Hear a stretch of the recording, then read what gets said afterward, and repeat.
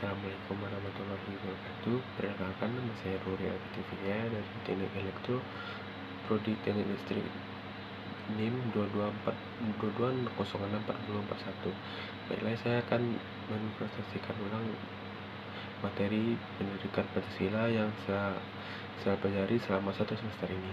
Baiklah, dari materi pertama yaitu tentang pengantar pendidikan Pancasila. Yang A, menelusuri konsep dan organisasi pendidikan Pancasila. Dalam perjalanan sejarah bangsa Indonesia, sesungguhnya nilai Pancasila sebagai penjalan hidup bangsa sudah terwujud dalam kehidupan masyarakat sejak sebelum Pancasila sebagai dasar negara dirumuskan dalam suatu sistem. Sejak zaman dahulu, wilayah-wilayah di Nusa Tenggara ini mempunyai beberapa nilai yang terpegang teguh dalam masyarakat. Sebagai contoh, percaya kepada Tuhan dan toleran, gotong royong, musyawarah, solidaritas, atau kesinambungan sosial dan sebagainya. Contoh perhatian dengan seksama. Pengalaman nilai yang sesuai dengan betul-betul di atas yang berkembang di lingkungan masyarakat. Apakah nilai tersebut maka ditemukan dalam kehidupan masyarakat atau nilai ini sudah pudar?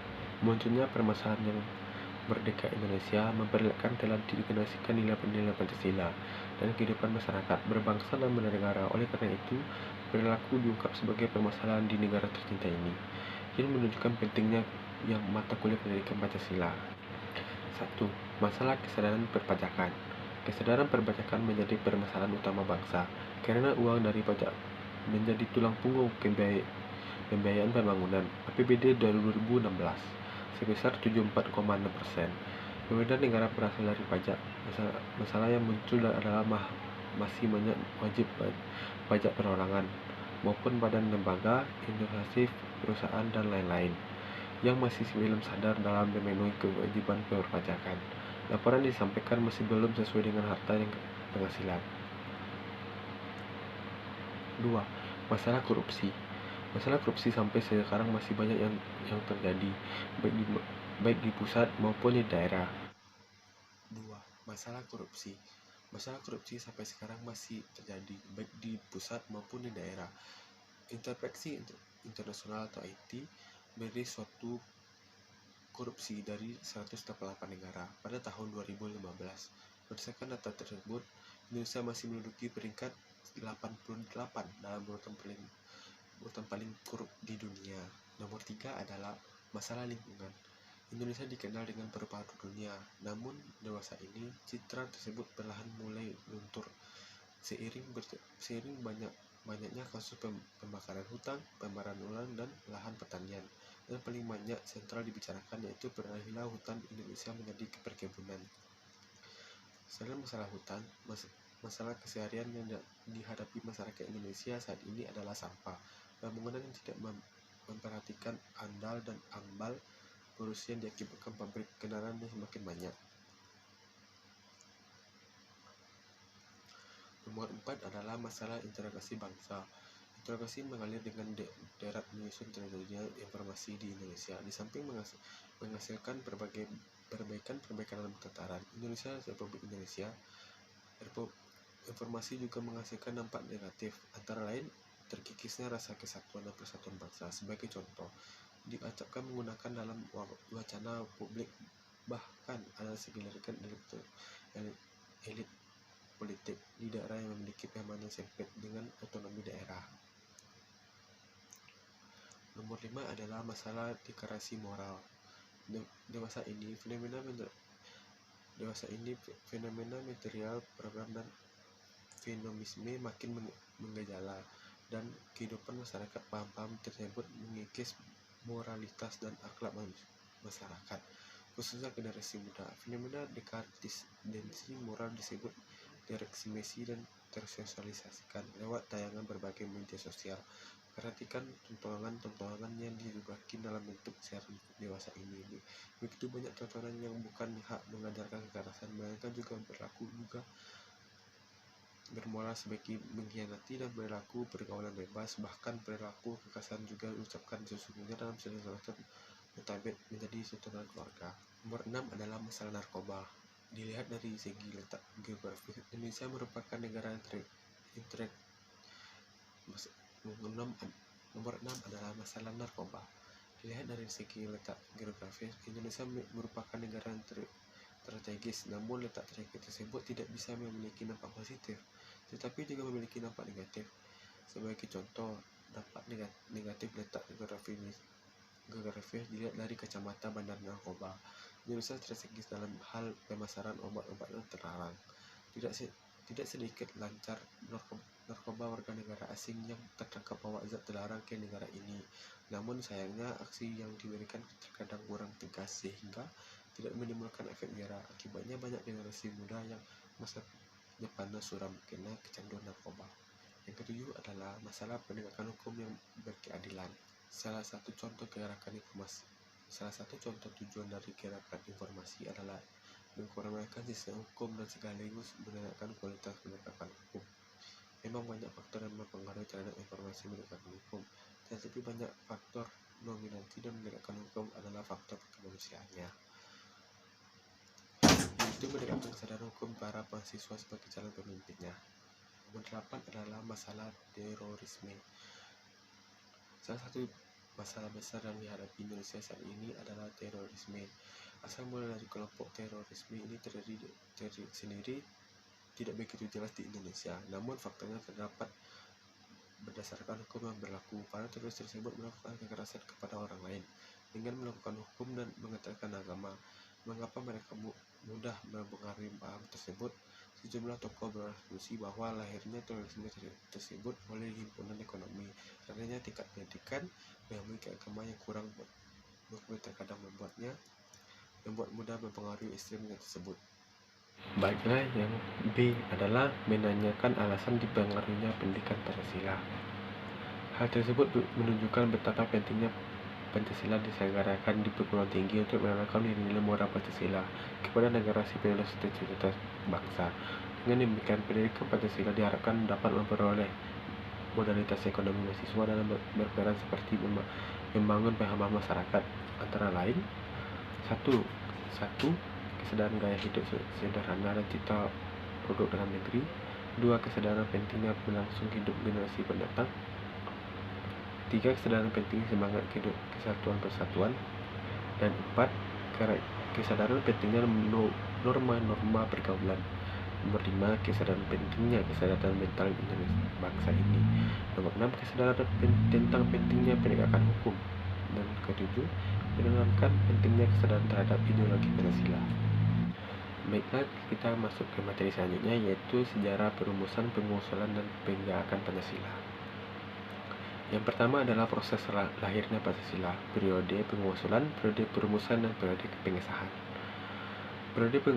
Apa itu periode pengusulan? Yaitu periode pengusulan terbagi dari 3, yaitu Sumpah Pemuda, dibentuknya BPU PKI, dibentuknya Tim Perumusan Dasar Negara. Yang pertama adalah Sumpah Pemuda. Sumpah Pemuda memiliki 2, yaitu komitmen hidup bersama para pemuda Indonesia. 2. Komitmen berbangsa menjadi bangsa yang satu. Dibentuknya BPUPKI menjadi 3 macam. 1. Atas dasar janji kemerdekaan dari Jepang kepada Indonesia. 2. Semangat untuk lepas dari belenggu terjawaan. Nomor 3. Dibentuknya panitia persiapan kemerdekaan yang diketuai oleh Regimen Hoji Leningrad. Yang ketiga, dibentuknya Tim Perumusan Dasar Negara yang dianggotakan menjadi 3 orang, yaitu Muhammad Yamin, Insinyur Soekarno, dan Insinyur Sutomo. Selanjutnya, sidang BPU PKI 1 dari tanggal 29 Mei sampai 1 Juni 1945, yakni yang berisi Muhammad Yamin, peri kebangsaan, peri kemanusiaan, peri ketuhanan, peri kerakyatan, dan kesejahteraan rakyat. Dan Soekarno, nasionalisme atau kebangsaan Indonesia, internasionalisme atau peri kemanusiaan, mufakat dan demokrasi, kesejahteraan sosial, ketuhanan dan kebudayaan. Selanjutnya dari Supomo, nomor 1 persatuan, nomor 2 kekeluargaan, nomor 3 keseimbangan rakyat dari batin, nomor 4 musyawarah dan Nomor 5. Keadilan rakyat. Periode pengusulan. Hal terpenting yang mengemukakan dalam bentuk sidang PKI kedua pada 10-16 Juli 1945 adalah disetujunya naskah awal pembukaan hukum dasar yang kemudian dikenal dengan nama dengan Piagam Jakarta. Apa itu Piagam Jakarta? Piagam Jakarta itu merupakan naskah awal yang mendirikan kemerdekaan Indonesia. Pada di alinea keempat, Piagam Jakarta itulah mendapat perumusan Pancasila sebagai berikut. Nomor 1. Ketuhanan dengan kewajiban menjalankan syariat Islam bagi pemiliknya. Nomor 2. Kemanusiaan yang adil dan beradab. Nomor 3. Persatuan Indonesia. Nomor 4. Kerakyatan yang dipimpin oleh hikmat kebijaksanaan dalam permusyawaratan perwakilan. Nomor 5. Keadilan sosial bagi rakyat seluruh Indonesia. Dan periode pengesahan Undang-Undang 1945 atau disingkat dengan UUD 45 yang terdiri dari pembukaan dan batang tubuh. Naskah pembukaan berasal dari Piagam Jakarta dengan sejumlah perubahan. Batang tubuh juga berasal dari perancangan PKI dengan sejumlah perubahan pula. Nomor 2. Pemilihan Presiden dan Wakil Presiden pertama, yaitu Soekarno dan Hatta. Nomor 3. Pembentuknya KNIP yang menggunakan intinya adalah mantan anggota PPKI ditambah dengan tokoh masyarakat dari banyak golongan. KNIP dibentuk dengan 29 Agustus 1940 dengan diketuai oleh Mr. Kasman Sidomijo. Baiklah, kita masuk ke materi selanjutnya, yaitu tentang Pancasila sebagai ideologi. Apa itu ideologi? Ideologi adalah seluruh pandangan cita-cita nilai dari kesatuan yang ingin diwujudkan dalam kehidupan yang kontras, yang dilansir dari Sujarto Musmowarjo 1991. Ideologi berasal dari kata ideo, artinya cita-cita, gagasan, konsep, pengertian dasar, cita-cita, dan logi berarti pengetahuan, ilmu, dan paham. Dalam pengertian sehari-hari, ideo disamakan artinya dengan cita-cita. Yang kedua adalah fungsi utama ideologi. Ideologi berfungsi untuk sebagai tujuan atau cita-cita yang dihendak dicapai dengan secara bersama oleh suatu masyarakat, sebagai pemersatu pemaksaraan, karena sebagai produsen menunjukkan konsep yang terjadi di masyarakat. Nomor 3 adalah ideologi terbuka. Ideologi terbuka merupakan suatu pemikiran yang terbuka. Ideologi terbuka mempunyai ciri-ciri sebagai berikut. Nomor 1, bahwa nilai-nilai dan cita-cita tidak dapat dipaksakan dari luar, melainkan digali dan diambil dari moral. Yang kedua adalah dasar hukum keyakinan ideologi sebagai yang sekelompok yang melainkan hasil musyawarah. Yang ketiga, nilai-nilai itu disifatkan dasar secara garis besar saja sehingga tidak langsung dioperasionalkan. Yang keempat adalah ideologi tertutup. Apa itu ideologi tertutup? Ideologi tertutup adalah cita-cita suatu kelompok orang yang mengubah dan mempengaruhi masyarakat. Atas nama ideologi dibenarkan mengorbankan yang dibenarkan kepada masyarakat. Isinya bukan hanya nilai-nilai dan cita-cita tertentu, melainkan terdiri dari tuntutan kontras dan operasional yang keras dan diajukan mutlak. Yang terakhir adalah dimensi kekuatan ideologi. Dimensi kekuatan ideologi menjadi tiga bagian. Yang pertama, ideologi realitas. Yang kedua, ideologi yang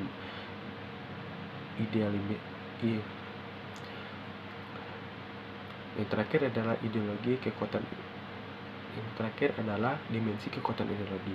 Dimensi kekuatan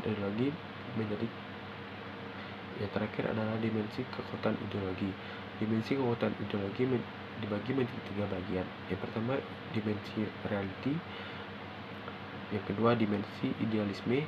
Nomor 3, dimensi fleksibilitas. Baiklah, kita akan masuk ke materi selanjutnya, yaitu tentang modul 2, Pancasila dalam konsep sejarah perjuangan bangsa Indonesia. Yang pertama adalah periode perumusan Pancasila.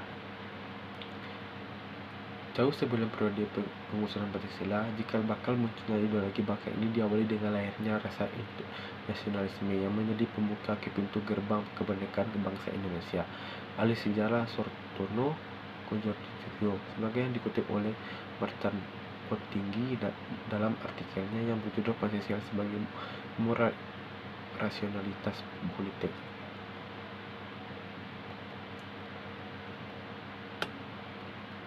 Dan siapa sajakah tokoh-tokoh yang berbicarakan dalam sidang PPUPKI tersebut?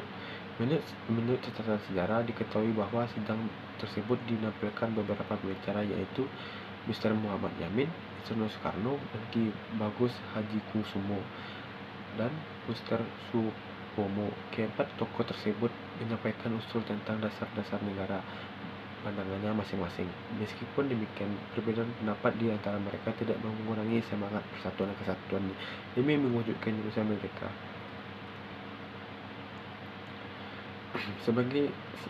Sebagaimana Anda mengetahui bahwa salah satu pengusulan calon dasar negara dalam sidang PPUPKI adalah Insinyur Soekarno yang berpidato pada 1 Juni 1945. Pada hari itu, Insinyur Soekarno menyampaikan 5 butir gagasan tentang negara sebagai berikut. Yang A. Nasionalisme atau kebangsaan Indonesia. Yang B. Internasionalisme atau peri kemanusiaan. Yang C. Mufakat dan demokrasi. Yang D. Kesejahteraan sosial. Yang E. Ketuhanan yang berbudaya. Anas 2017. Berdasarkan catatan sejarah, kelima butir gagasan itu oleh Soekarno diberi nama Pancasila selanjutnya. Soekarno juga mengusulkan jika seandainya peserta sidang tidak menyangka angka 5, maka ia menawarkan angka 3, yaitu Trisila, yang terdiri dari nasionalisme, sosiodemokrasi, dan ketuhanan yang Maha Esa. Dan B. Periode perumusan. Hal terpenting yang mengemukakan dalam sidang PPUPKI kedua pada 10-16 Juli 1945 adalah disetujui naskah awal Pembukaan Hukum Dasar yang kemudian dikenal dengan nama Piagam Jakarta.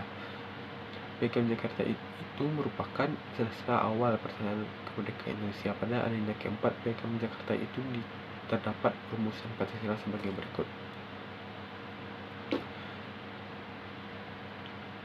1. Ketuhanan dengan kewajiban menjalankan syariat Islam bagi pemeluknya.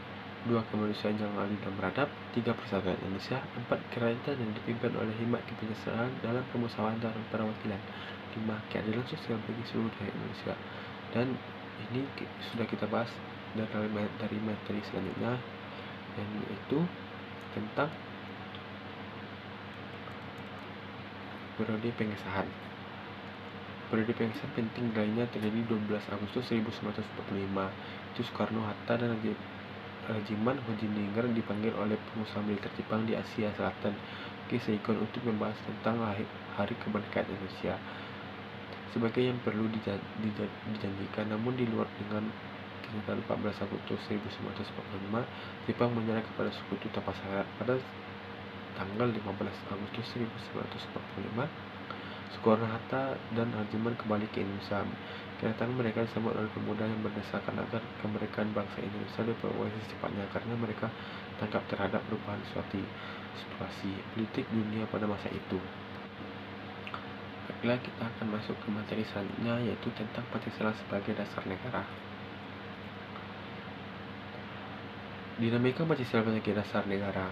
Ada istiadat dan agama menjadi kekuatan dalam bentuknya pandangan hidup. A. Pada 1 Juni 1945, Pancasila disuarakan menjadi dasar negara yang diresmikan pada tanggal 18 Agustus 1945. November tahun 1945 sampai dengan dekret presiden pada 5 Juli 1959, Indonesia mempraktikkan sistem kemerdekaan demokrasi liberal. Setelah itu, dekret pemeriksaan. Setelah itu, dekret presiden. Demokrasi liberal perlahan ditinggalkan dan kedudukan Pancasila diperkuat. Ini justru dimanfaatkan oleh sekelompok komunis hingga memacu ke pemberontakan yang dikenal dengan G30 SKI dan peralihan kekuasaan dari Soeharto kepada Soekarno menjadi Soeharto. Terakhir, Presiden Soeharto telah menegaskan bahwa Pancasila sebagai dasar negara akan dilakukan secara murni dan konsisten, yang ditandai dengan terbitnya MPR nomor 11 tahun 1978 tentang pedoman penghanian pengamatan Pancasila sebagainya reformasi. Selanjutnya, gerakan informasi masih menembus sampai sekarang di tengah masyarakat. Pada tahun 2004, perkembangan ide oleh para akademisi dan perhatikan sejarah Pancasila, pencinta Pancasila yang menyuarakan ekosistem Pancasila sebagai dasar negara dan menjadi sumber hukum dalam menjalankan negara.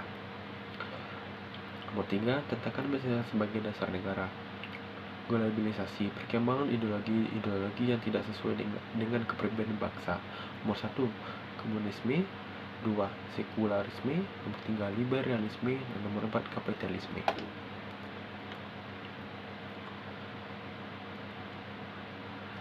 Yang selanjutnya, pendudukan Pancasila sebagai dasar negara menjadi 5 bagian. Yang pertama, sebagai sumber dari segala sumber yang pertama adalah sebagai sumber dari segala sumber tertentu hukum di Indonesia. Nomor 2, meliputi suasana kebatinan dari Undang-Undang 1945.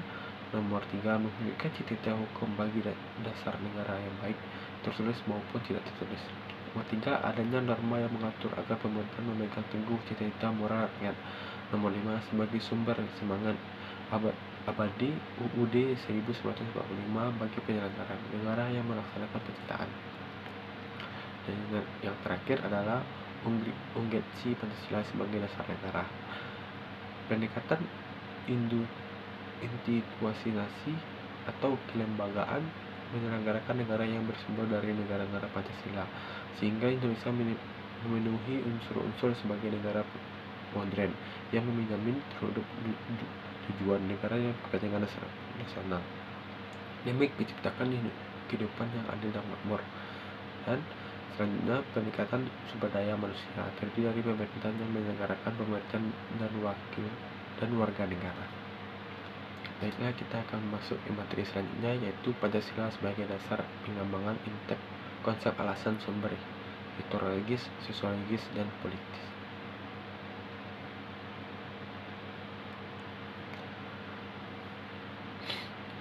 Yang pertama adalah pengembangan IPTKE. Dewasa ini telah menjadi kemajuan pesat yang berpengaruh pada perkembangan kehidupan manusia. Kemajuan iptek bersifat kumulatif atau bertambah dari waktu ke waktu. Relasi antara iptek budaya dan agama, yaitu perkembangan iptek harus didasarkan pada sikap human dan religius. Iptek yang lepas dari norma budaya dan agama akan menimbulkan sukarelawan, dan iptek mendapatkan nilai agama dan budaya sebagai mitra dialog. Konsep Pancasila sebagai dasar perkembangan ilmu. Iptek harus tidak bertentangan dengan nilai-nilai yang terkandung dalam Pancasila. Iptek harus menyertakan nilai-nilai Pancasila sebagai faktor internal pengembangan iptek itu tersendiri. Pancasila berperan sebagai rambu utama normani bagi perkembangan iptek. Perkembangan iptek harus berakar dari budaya dan ideologi bangsa. Sumber historis, sosiologis, dan politis Pancasila sebagai dasar pengembangan ilmu pengetahuan dan teknologi. Kemudian daripada itu, untuk membentuk suatu pemerintahan negara Indonesia yang melindungi segenap bangsa Indonesia dan seluruh tumpah darah Indonesia, dan untuk memajukan kesejahteraan umum, mencerdaskan kehidupan bangsa, dan ikut melaksanakan ketertiban dunia berdasarkan keberagaman peradaban abadi dan keadilan sosial. Maka sumber sosiologi Pancasila sebagai dasar nilai pengembangan iptek dalam diterapkan dalam sikap masyarakat yang sangat memperhatikan dimensi pertumbuhan yang kemanusiaan, sehingga ketika mengembangkan iptek tidak selain dengan nilai tersebut akan menimbulkan penolakan. Selanjutnya, pidato kenegaraan Republik Indonesia selalu menyinggung dan menegaskan pendudukan Pancasila sebagai dasar pengembangan iptek di Indonesia. Pidato Soekarno pada 19 September 1951 telah menegaskan kedudukan Pancasila sebagai dasar perkembangan ilmu telah dikaitkan pada dimensi kemanusiaan dan hubungan antara ilmu dan akal. Soeharto menyinggung Pancasila sebagai dasar pengembangan ilmu ketika pemberian pidato pada Kongres Pengetahuan Nasional 4 tahun 1986. Baik, selanjutnya adalah tentang Pancasila sebagai dasar pengembangan umum. Yang pertama adalah perkembangan ideologi kapitalisme yang mengakibatkan terbatasnya ruang bagi penerapan nilai-nilai Pancasila sebagai dasar pengembangan hukum. Kedua adalah globalisasi telah menyebabkan lemahnya daya saing bangsa Indonesia dalam perkembangan iptek sehingga Indonesia hanya menduduki sebagai konsumen daripada produsen. Nomor 3 adalah budaya konsumerisme, yaitu menyebabkan Indonesia menjadi pasar utama bagi produk teknologi negara-negara yang lebih maju pengetahuannya. Yang nomor 4 adalah perilaku pragmatisme, yaitu mulai mewarnai kehidupan sebagai besar masyarakat Indonesia. Yang selanjutnya adalah esensi. Esensi adalah sila pertama, memberikan kesadaran bagi hidup manusia ibarat menempuh sebuah ujian yang hasilnya akan menentukan dan kehidupan hari akhir. Sila kedua, asas kemanusiaan atau humanisme menghendaki agar perilaku terhadap manusia sesuai dengan kodratnya. Sila ketiga, sebagai landasan esensial dalam menjaga keutuhan NKRI. Sila keempat, bentuknya negara Indonesia adalah oleh dan bentuk rakyat Indonesia sehingga setiap warga negara memiliki hak dan kewajiban yang sama kepada negara. Dan sila kelima, mengingatkan pada ilmuwan agar perkembangan iptek memperhatikan kesejahteraan rakyat dan tidak hanya untuk kepentingan perusahaan semata. Urgensi menjadi tiga. Yang pertama adalah perkembangan iptek yang investor oriented. Yang kedua, perkembangan iptek yang berorientasi pada kebutuhan pasar. Yang ketiga adalah perkembangan iptek yang idiotics oriented. Dan itulah teori tadi dari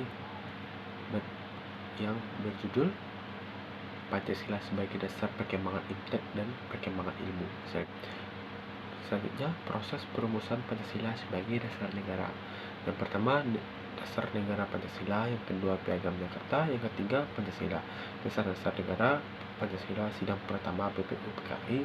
Soekarno menawarkan 5 prinsip yang diberikan nama Pancasila 1 Juni 1945. Yang kedua, Pancasila Panitia Kecil atau Panitia 9 yang diselenggarakan 22 Juni 1945. Yang ketiga, sidang PPKI Pancasila dalam bentuk Undang-Undang 1945 18 Agustus 1945. Sumber Yudhitis. Secara Yudhitis, penetapan menetapkan Pancasila sebagai dasar negara Republik Indonesia sebagainya yaitu terdapat pada pembukaan Undang-Undang 1945 Indonesia tahun 1945. Yang B, ketetapan MPR nomor 1998 tentang pencabutan Tetap MPR nomor 1 MPR 1978 tentang penobatan pengayaan dan pengamalan Pancasila dan penegasan Pancasila sebagai dasar negara. Yang C, Undang-Undang nomor 12 tahun 2011 tentang pembentukan peruntukan undangan bahwa Pancasila merupakan sumber dari segala sumber hukum negara. Sumber histori. Pancasila sebagai dasar negara dapat dilihat mulai dari sejarah masyarakat Nusantara dan sejarah perjuangan kemerdekaan. Sumber sosiologi. Menurut Yudi Latif, dinilai ketuhanan sebagai sumber etika dan spiritual yang bersifat transcendental. Dan dua, nilai-nilai kemanusiaan universal. Etika, nilai etis kemanusiaan. Nomor 4, nilai ketuhanan. Dan nomor 5, nilai ketuhanan manusia dan nilai serta cita kebangsaan serta demokrasi permusyawaratan ini dapat memperoleh makna berpanjang dalam berwujudkan keadilan sosial. Selanjutnya, sumber politis. Sila-sila Pancasila merupakan wujud dari sikap politik bangsa Indonesia dalam menentang berbagai bentuk penindasan dan penjajahan. Perjuangan bangsa Indonesia ini merupakan perjuangan politis dan menentang berbagai kebijakan pemerintahan Hindia Belanda yang tidak bertoleransi kepada nilai-nilai yang tumbuh dan berkembang dalam masyarakat Nusantara. Baiklah, materi selanjutnya adalah Pancasila sebagai dasar negara. Definisi negara. Definisi negara yang pertama adalah rotatetis. Negara adalah persekutuan daripada kekeluargaan dan desa guna memperoleh hidup yang sebaik-baiknya. Yang kedua, menurut Jane Budin, suatu persekutuan daripada keluarga dengan segala kepentingannya yang dipimpin oleh akal dari suatu kuasa berdaulat. Ya, selanjutnya dari Hugo Grotius, negara merupakan suatu persekutuan yang sempurna daripada orang-orang yang merdeka untuk memperoleh perlindungan hukum. Selanjutnya dari Horon Losky, negara sebagai suatu organisasi paksaan. Selanjutnya menurut Bluetooth, negara sebagai diri rakyat yang disusun dalam suatu organisasi politik di suatu daerah tertentu. Hasan Karsen, negara adalah suatu susunan bergaulan hidup bersama dengan tata paksa. Yang terakhir menurut Woodrow Wilson, negara merupakan rakyat yang terorganisasi untuk hukum dalam waktu wilayah tertentu. Selanjutnya tujuan negara. Yang pertama adalah kekuatan dan keberagaman. Yang pertama adalah kekuatan dan kekuasaan dan kebersamaan dan keagungan. Selanjutnya kepastian hidup, keamanan dan ketertiban, keadilan, kemerdekaan, kesejahteraan dan kebahagiaan hidup. Selanjutnya 3 unsur penyebab gagalnya suatu negara. Menurut Acemoglu dan Robinson 2012, the lack of authority of the central state atau kekurangannya kewenangan pemerintah. Selanjutnya Moonmore formatted elites, kelompok elit yang berbagi-bagi. Selanjutnya Frage from central commodity to chronic community, yaitu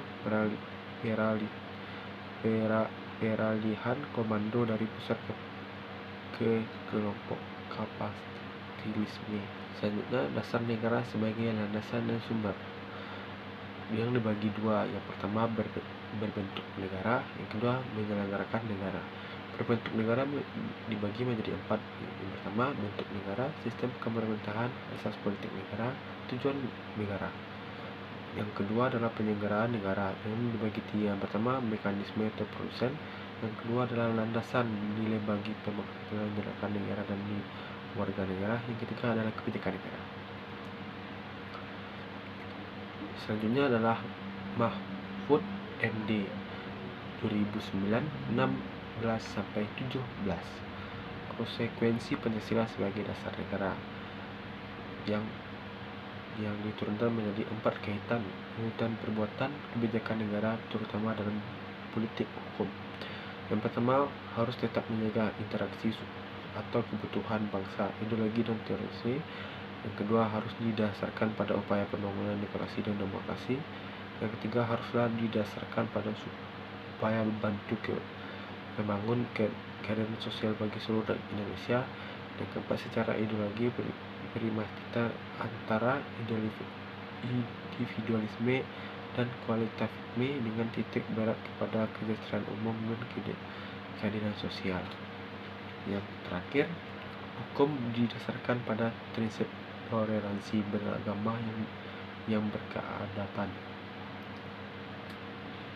Pancasila sebagai dasar negara adalah salah satu hasil budaya yang sangat penting dan warisan genis bangsa ini. Walaupun secara formal Pancasila menjadi dasar negara ini sejak 18 Agustus 1945.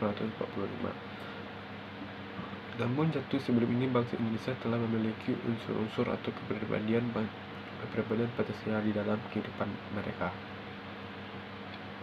Pancasila kepada Tuhan, toleran, gotong royong, musyawarah, solidaritas dan kesetiakawanan sosial. Baiklah, hanya itu yang bisa saya sampaikan. Mohon maaf jika ada kekurangan dan kesalahan kata. Dan terima kasih. Assalamualaikum warahmatullahi wabarakatuh.